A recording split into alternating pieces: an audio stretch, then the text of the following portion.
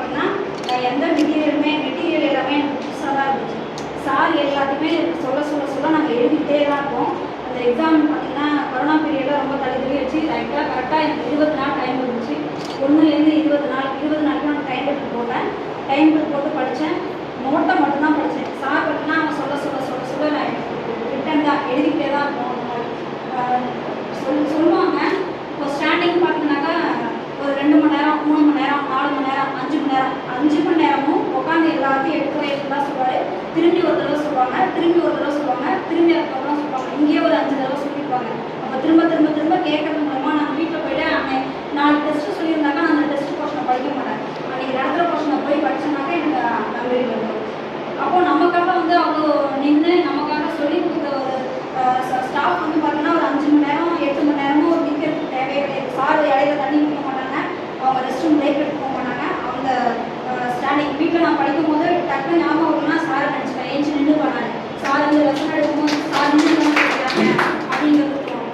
அப்படின்னா இதில் வந்து யார் வந்து ஹையஸ்ட்டு, யார் வந்து ரொம்ப டேலண்ட்டு அப்படிங்கிறதுலாம் கிடையாது. எப்படி வந்து ஒரு தாய்க்கு எல்லா அப்படின்னும் சரியோ அதே போல் இப்போ கண்ணுனா எனக்கு இந்த கண்கள் என்னுடைய கண்கள் வந்து இந்த உலகத்தில் சரியானதை மட்டும்தான் பார்த்துட்டே இருப்பாங்க.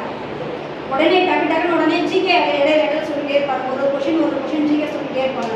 இப்போ பார்க்கும்போது பார்த்தீங்கன்னா எந்த அளவுக்கு அந்த வெறித்தனமாக படிக்கணும், எந்த அளவுக்கு அந்த ஃபயராக படிக்கணும் அப்படின்றத சார் வந்து இந்த எக்ஸாமை எளிமையாக பாஸ் பண்ணிடலாமா, இது ரொம்ப எளிமையாக அப்படிங்கிறது சாரோடைய வார்த்தை. சார் சொல்வார், பாஸ் பண்ணனா செத்து போயிடு, டூ ஆர் டை, அவ்வளோதான். நானே எழுதி வச்சுப்பேன், டூ ஆர் டை. இந்த எக்ஸாம் பாஸ் பண்ணலையா செத்து போயிட்டு போயிருக்கேன், இந்த எக்ஸாம் பாஸ் பண்ணலையா செத்து போயிடு. அப்போ ப்ரைவேட் ஸ்கூலில் எத்தனை நேரம் வேலை பார்க்குறோம்? காலையில் ஈவினிங் 6 மணிக்கு மார்னிங் கோச்சிங் கிளாஸ் போனால் நைட்டு 6 மணிக்கு. அவங்க எக்ஸாம் டைமில் கோச்சிங் வச்சா நான் 11 மணிக்கே முடிக்கணும். அப்போது நான் ஒரு நாளைக்கு 18 மணி நேரம் ஒரு ப்ரைவேட் ஸ்கூலில் நான் ஒர்க் பண்ணுறேன். ஸ்டாண்டிங்லேயே ஒரு ஹவர் ஹையர் கிளாஸ் இருந்தால் 1 மணி நேரம் 4 மணி நேரம் வேறு யாரோ ஃபிசிக்ஸ் படிப்பான், அதுக்கு போய் நான் போய் நிற்கணும். வேறு யாரோ கெமிஸ்ட்ரி படிப்பாங்க, அதுக்கு போய் நான் எக்ஸாம் கொடுப்பாங்க. அப்போ இதெல்லாம் தான் நம்ம ஒரு 18 மணி நேரம் ஒரு வேறு ஸ்கூலுக்கு நம்ம உழைச்சி கொடுக்குறோம். ஒரு பிள்ளைக்கு நான் டைம் டேபிள் போடுறேன், மார்க் எடுத்து வைக்கிறேன், நீங்கள் அடுத்த வருஷம் உங்களுக்கு நல்லா மோட்டிவேட் பண்ணுறாங்க, நல்லா தரலாம். அப்போது லாஸ்ட் இயர் சொல்லவே முடியாது. என் கிளாஸில் ஒரு பையன் கூட 450 420 கீழே கிடையாது 31 பேர். ஆனால் என்ன பண்ணாங்க, ஸ்கூலுக்கு அனுப்பிச்சுட்டாங்க. அவ்வளோதான். இதுதான் வந்து தனியார் பள்ளியோட நிலைமை. இது முதல்ல மனசில் நினச்சிக்கோங்க. இப்போக்கி வேலைக்கு போயிட்டே இருக்கேன். ஆனால் புக்கை வந்து கீழே வைக்கவே வைக்காதீங்க. படித்து வேலைக்கு போகிற வரைக்கும் முக்கி கீழவே வைக்கக்கூடாது. அதை முதல்ல ஞாபகம் வச்சுக்கோங்க. ஐயா ஒரு ஷார்ட்கட் சொல்லிகிட்டே இருப்பாங்க.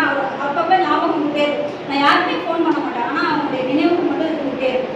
சார் சொல்லியிருக்காங்க, சார். ஆனால் ஐயா நான் கடந்த காலம் இலக்கணம் நடத்திக்கும் இந்த ஆண்டு இலக்கணம் நடத்துறதுக்கும் எனக்கு அவ்வளோ பெரிய ஒரு மாற்றம் இருந்துச்சு.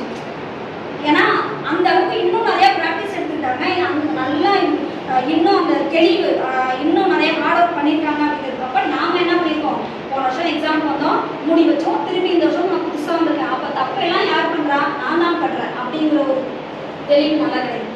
ஐயா வந்து எனக்கு தெரியாது, இந்த வருஷம் தான் எனக்கு தெரியும் போல ஏதாவது சொல்லிகிட்டே இருப்பாங்க. நிமிஷம் ரொம்ப ஃபாஸ்ட்டாக சொல்லிகிட்டே இருப்பாங்க. ஐயா எப்படி படிச்சிங்க, எப்படி செஞ்சீங்க அப்படின்னு சொல்லி கேட்டாங்க. உங்களுக்கு பாஸ் பண்ணுறதுக்கு ஒன்றுமே இல்லைம்மா, தெளிவாக படிங்க, ஒரு கொஷினுக்கு இதான் ஆன்சர், கரெக்டாக வெட்டி படிங்க அப்படின்னு சொன்னாங்க. நம்ம என்ன பண்ணோம்னா ஃபுல்லாக அப்படியே கோத்துரு மண்டை மாதிரி போட்டு உடனே இருப்பேன். இப்போ அது மாதிரி பண்ணுறது கிடையாது. நான் 5 லைன் தான் படிக்கிறேன், அப்படியே ஸ்கார் அவ்வளோதான், இந்த கொஷினுக்கு தான் ஆன்சர், இந்த கொஷினுக்கு தான் ஆன்சர், மற்றது படிக்கலாம் பரவாயில்ல அப்படின்னு சொல்லியிருக்காங்க. போன தடவை பார்த்தீங்கன்னா 103 மார்க்கு சர்டிஃபிகேஷன் போயிட்டு வந்தேன். இந்த தடவை கண்டிப்பாக போஸ்டிங் போயிருக்கணும். ஏன்னா எனக்கு 2019 சாரை பார்க்கலையோ, இந்த சென்ட்ரல் தெரியலையோ அப்படின்னு சொல்லிட்டு நிறைய நினச்சிட்டே இருக்கோம். இவ்வளோ நாள் வேஸ்ட் பண்ணிட்டோம், இவ்வளோ நாள் வயசாகிடுச்சு, இவ்வளோ நாள் வந்து அந்த புக்கெல்லாம் மறந்துடுச்சு அப்படின்னு சொல்லிட்டு என்ன பண்ணணும் அப்படின்னு சொன்னால், நம்ம திரும்ப ஒரு பக்கத்தை திரும்ப பார்த்துட்டே இருக்கோம்னா அது வந்து சீக்கிரமாகவே நம்ம வந்து அதை ஈஸியாக வந்து நம்ம விட்டுலாம்.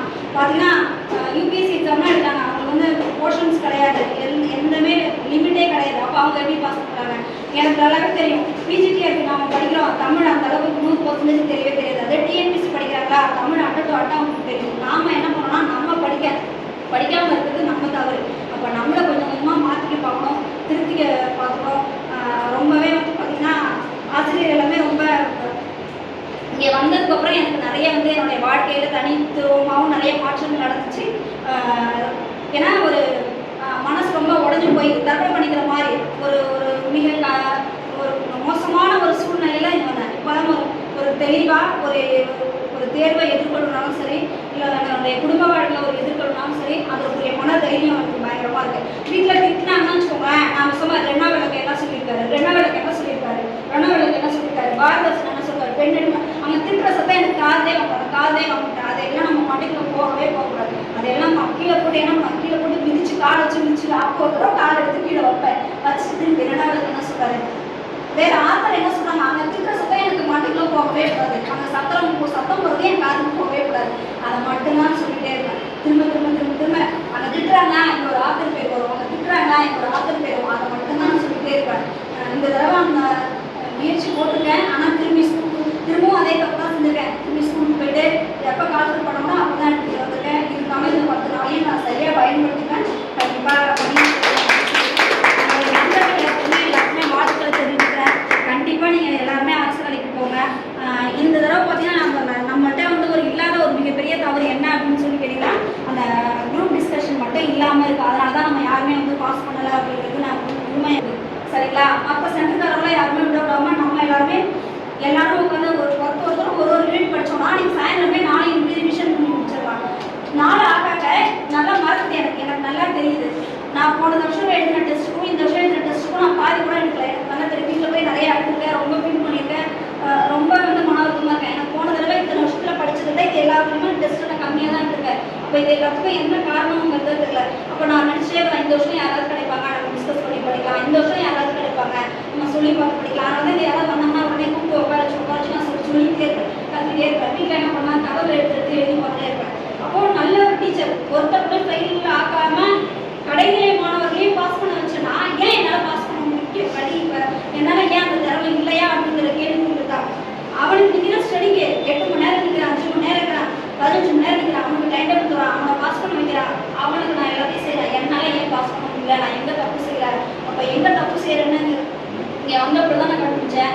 6th 7th லெவலில் இருக்கக்கூடிய பேசிக் கொஷினை தான் நான் வந்து நிறைய தப்பு பண்ணியிருக்கேன். அதெல்லாம் இந்த மிஸ்டேக்காக இருக்குது. ரொம்ப எல்லாருக்கும் கஷ்டமாக இருக்கிற கொஷினை நான் ஈஸியாக எடுத்துறேன். அந்த பேசிக் லெவலில் இருக்கக்கூடிய கொஷினை சிம்பிளாக ஒரு 6th பிள்ளைங்களுக்கு தெரிகிற கொஷினுக்கு எனக்கு ஆன்சர் தரல. அப்போது அந்த தெளிவு எல்லாமே அந்த தவறுகள் எல்லாமே நம்ம தான் இருக்கிறதுக்காக நம்ம அனலைஸ் பண்ணிக்கணும். திரும்பி விடாமுயற்சியாக படிங்க. எல்லாருமே அரசு வேலைக்கு போவேன். நினச்சிக்கோங்க, 300 நாள் நம்மளுடைய சம்பளமும் நம்மளுடைய 20 நாள் நம்ம கவர்மெண்ட் சேலரியும் ஒன்று சேம் அப்படின்னு சொல்லி எழுதி வச்சுக்கோங்க.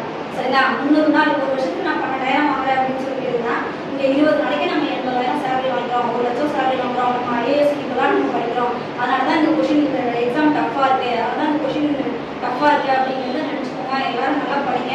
அதுக்கப்புறம் வரக்கூடிய தேர்வுகள் 6 மாதம் 1 வருஷம் எந்த எக்ஸாம் தான் படிக்கிறோம், வேலைக்கு போகிறோம். வேலைக்கு ஆர்டர் வாங்கல வைக்கும், புக்கை கீழே வச்சிடாதீங்க. தொடர்ந்து படிச்சுட்டே இருங்க. எல்லாரும் படிங்க. அப்பப்போ எல்லாத்தையும் வந்து எல்லாரும் நல்லா நான் பாரதியாருடைய கவிதைகள் அது மாதிரி நிறைய கவிதைகள்லாம் வச்சிருக்கேன். எவரையும் வெற்றி காட்டுதல் எண்ணிடாதே, நானும் ஒரு நாள் வானத்தில் பார்ப்பேன், நீயும் ஒரு நாள் அண்ணன் தான் பார்க்க வேண்டும். வாழ்வுக்கு நன்றி கூறி சிலம்பை அவர்களுக்கு சொல்லவே முடியாது. நான் வேலைக்கு போயிட்டேன்னா நான் போன தடவை சிவிக்கு போகும்போதுனா நிறைய ஒரு ஸ்கூல் போகும்போது பாஸ் பண்ணியிருக்கீங்களா, பாஸ் கிடைச்சுமா, அந்த மாதிரி நிறைய வேலையில் இருக்கக்கூடியலாம் எவ்வளோ பெருந்தகைகள் உண்மையிலேயே ரொம்ப பாராட்டுறேன் சார். அரசு வேலையில் இருக்கக்கூடிய ஆசிரியர் நிறைய பேரை நான் பார்த்துட்டேன். புக்கு கேட்டால் தர மாட்டாங்க, கேட்டோம்னா பதில் சொல்ல மாட்டாங்க. வருமா, ஹோம்ஒர்க்கா, கேட்குறியா, அதெல்லாம் வரதுன்னு சொன்னாங்கன்னு சொல்லுவாங்க. அதெல்லாம் எக்ஸாம் இந்த மாதிரி எதிர்வினையோடைய சொற்கள் எல்லாமே அரசு ஆசிரியர்கிட்டருந்து வந்திருக்கு. ஆனால் எங்களுக்கு கிடைத்த ஆசிரியர் எல்லாமே அவங்க வேலைக்கு போனதை பார்க்கவே கிடையாது.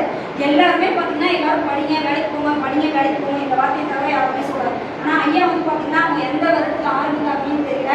இங்கே நிறைய நாங்கள் ஃபீஸ் குறைச்சி கொடுக்காமே இருக்கோம், எத்தனை தடவை நாள் விட்டுடுவோம், எல்லாத்தையும் பொறுத்துக்கிட்டே அவனுடைய அந்த பொறுமை. நான் ரொம்ப அடிக்கடி எனக்கு ஒரு வருமானம், இந்த உலகத்திலே நான் தான் ரொம்ப பொறுமையாக இருக்கேன், இந்த உலகத்தில் நான் தான் எல்லாத்தையும் தாங்கிக்கிறேன், நான் மட்டும்தான் இந்த உலகத்திலே ரொம்ப அமைதியான பொண்ணேன் அப்படின்லாம் இருக்கும். ஆனால் இது எல்லாத்தையும் தாண்டி ஐயா எவ்வளோ பொறுமையாக இருக்காங்கன்னு எங்களுக்கு நிறையாவே தெரியுது.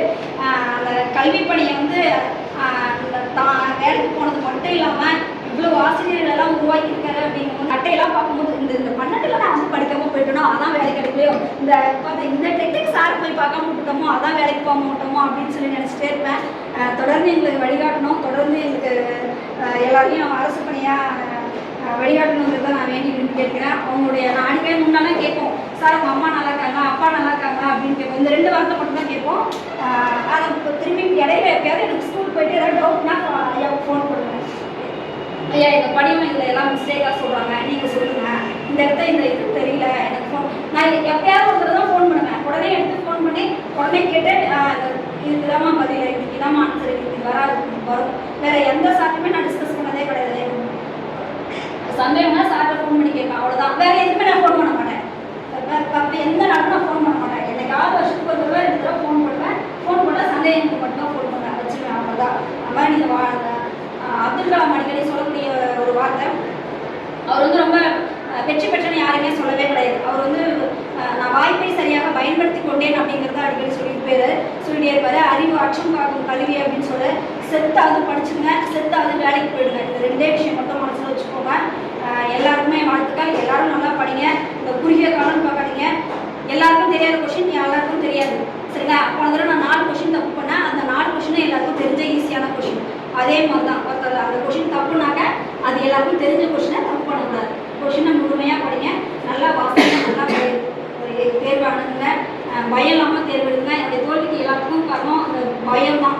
நான் இத்தனை வருஷம் எழுதின எல்லாமே 2 மார்க் 3 மார்க் 4 மார்க் இது மட்டும்தான் என்னுடைய தோல்வியாகவே இருந்துச்சு. அந்த பயத்தை உடச்சி தேர்வு எழுதுனது தான் நான் போன தேர்வில் எல்லாம் ஐயாட்ட வந்ததுக்கு அப்புறம் தான் நான் கற்றுக்கிட்டேன். அதனால் நீங்களும் வந்து அந்த வாய்ப்புகளை சரியாக பயன்படுத்தி கொள்ளுங்கள் அப்படிங்கிறது சொல்கிறேன். நம்ம அடுத்த வருஷம் பார்த்துக்கலாம், நம்ம வயசுக்கு நம்ம 23 தான், இப்போ 25 தான், 28 தான் அப்படின்னு நினைக்கிறீங்க.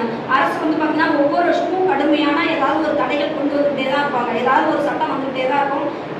இப்போ ரொம்ப நம்ம சந்தோஷப்பட வேண்டியது, டெட்டு பாஸ் பண்ணால் தான் டிஆர்பி எழுத முடியும் அப்படின்னு சொல்லி ஒரு சட்ட அறிவிப்பு வராமல் இருக்குது. அதனால் இப்போ அடுத்த டெட்டு வரப்போ நீங்கள் டிஆர்பி பாஸ் பண்ணுறீங்களோ இல்லையோ, தயவு செய்து எல்லாருமே டெட்டு பாஸ் பண்ணி தயாராக நீங்கள் வச்சுக்கோங்க. அதுக்கு அடுத்தடுத்த தேர்வுகள் எழுதுறதுக்கு அது மட்டும் தான் நமக்கு ஒரு வாய்ப்பாக இருக்கும் அப்படின்றத மனசில் வச்சுக்கோங்க. படிங்க, படிச்சுட்டே இருங்க. அந்த பயத்திலே தான் என் வீட்டுக்காரர் எடுத்துக்குவாரு சொல்லுவார் அப்படின்னு அதான் பயங்கிறது அந்த பயம் தான். 9 கொஷின் இப்போ டெட்டில் எல்லா கொஷினையும் அதே தான் மிஸ்டேக் பண்ணிப்பேன். ஃபஸ்ட்டு புரிய வச்சுப்பேன், ஷேர் பண்ணுறேன், ஃபஸ்ட்டு புரிய வச்சுப்பேன், ஷேர் பண்ணுறேன், ஃபஸ்ட்டு புரிய வச்சுப்பேன், ஷேர் பண்ணுறேன். அப்படியே ஒரு 8 வருஷத்துடைய வாழ்க்கையுடைய தோல்வியும் நினச்சி பார்த்தோம்னா பயங்கரமாக இருக்கும். வீட்லையும் சேலரி கம்ப்ளைண்ட் வந்துகிட்டே இருக்காது. தொடர்ந்து வேலைக்கு பார்த்தா ஒரு நல்ல சேலரி இருக்கும், நல்ல ஸ்கூல் இருக்கும். ஒரு வருஷத்துக்கு ஒரு ஸ்கூல் தான். நான் 8 வருஷம் வேலை பார்த்தோன்னா 8 வருஷத்துக்கு 8 ஸ்கூல், 6 மாதம் ஒரு ஸ்கூல், 3 மாதம் ஒரு ஸ்கூலு. அங்கேயும் சேலரி ஒழுங்காக கால்குலேட் பண்ணுறாங்க. தப்பு பண்ணுறது அப்போ தான் முக்கு தூக்கிட்டு முடியாது. கால்குலேட் பண்ணுறாங்க அப்போ தான் முக்கு தூக்கிட்டு. அது எல்லாத்தையும் நீங்கள் மறந்துட்டு டெய்லி காலையில் உங்களுக்கான நேரம் ஒரு 3 மணி நேரம் டெய்லி புக் எடுங்க, வாசிச்சுட்டே இருங்க. கண்டிப்பாக ஒரு நாள் வெற்றி பெறலாம். எல்லாரையும் உங்களுடைய உடம்பு ஆரோக்கியமாக வச்சுக்கோங்க.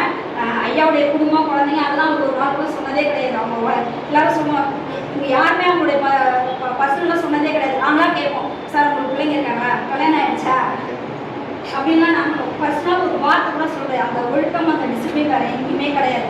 நான் படிக்கிறத தாண்டி டிசிப்ளினாக நான் சொல்ல பிள்ளைங்க, இந்த உடம்புல இருக்கிற தோல் மாதிரி இருக்கணும் டிசிப்ளின். துணி மாதிரி இருக்கக்கூடாது. டிசிப்ளின் வந்து தோல் மாதிரி இருக்கணும். தோலை முடிச்சாக்கா ஒரு முழு மனிதன் கிடையாதுல. கண்டிப்பாக நீங்கள் அரசுகளுக்கு முதல்ல டிசிப்ளின் சொல்லிக் கொடுங்க. நீங்களும் அதே டிசிப்ளினில் வாழ்ங்க. உங்கள் பிள்ளைங்களையும் அதே மாதிரி வளங்க. அந்த டிசிப்ளின் வந்து இங்கே தவிர வேறு எதுவுமே பார்க்கவே முடியாது. ஒரு வார்த்தை கூட பர்சனலாக எதுவுமே பேசவே மாட்டாங்க. நீங்கள் எத்தனை வருஷம்னாலும் பெண்கள் வந்து இங்கே தங்கி படிக்கலாம். அந்தளவுக்கு ஒரு பாதுகாப்பான சூழல் இருந்தால் ஐயாட்ட இருக்கும். வாய்ப்புகளை பயன்படுத்திக்கோங்க. அனைவருக்கும் நன்றி.